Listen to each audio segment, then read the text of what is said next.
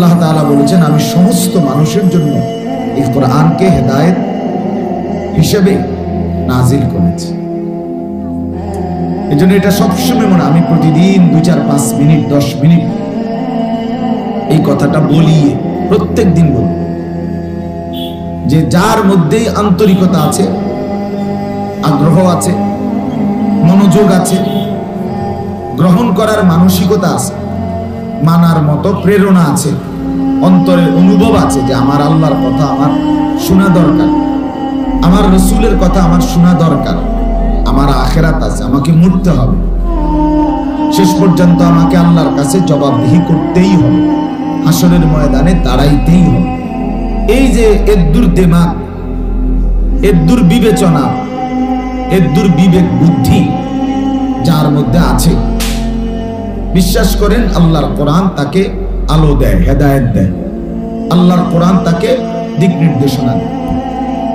আর জিন্দেগিটা যে জন্তু জানোয়ারের মতো বানায় নিছে, হাসি কান্না, রাত দিন কুকুর বিড়াল আর গরু ছাগলের মতো খায়, ঘুমায়, পেশাব পায়খানা করে, মনের চাহিদা, যৌন চাহিদা, লজ্জাস্থানের চাহিদা, যখন যা মন চায় তাই পূরণ করে, হালাল কিনা হারাম এত কিছু দেখার দরকার নেই। আমার মন চাইছে আমি সেটা পূরণ করব, জায়েজ না জায়েজের কোনো বাস বিচার নাই, হালাল হারামের কোনো বিবেচনা নাই, বৈধ অবৈধতার কোনো অনুভূতি নাই। বিশ্বাস করেন আল্লাহ তাআলা কোরআন কারীমে স্পষ্ট বলছেন, ইনহুম ইল্লা কাল আনআম, নবী এরা আর কিছুই নয়, এরা শুধুই জানোয়ার, এরা শুধুই চতুষ্পদ জন্তু, জানোয়ার।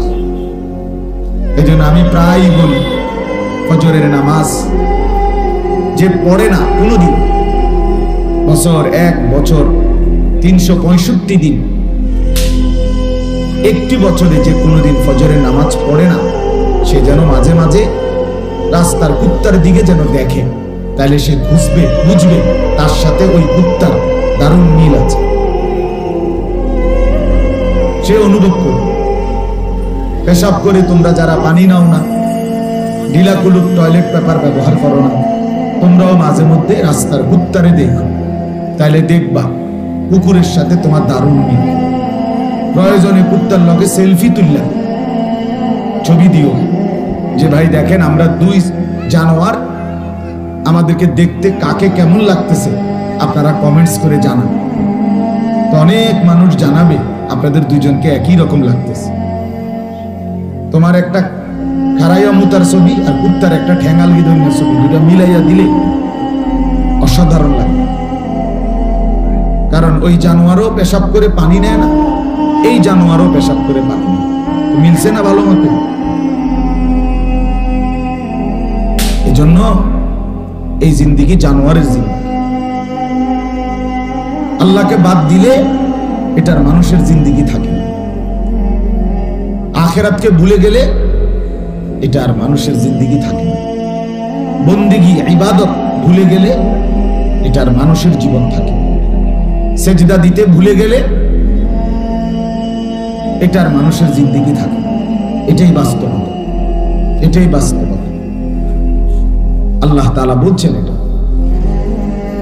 এজন্য দয়া করে ও ছবিওয়ালারা, ওই আপনাদেরকে বসতে বলছি, বসতে, ব্যাটকাইয়ের না বেওকুফের মতো,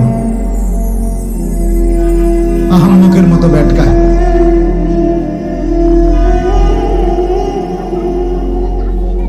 মানে এটা আমি সবসময় বলি যে যেই সমস্ত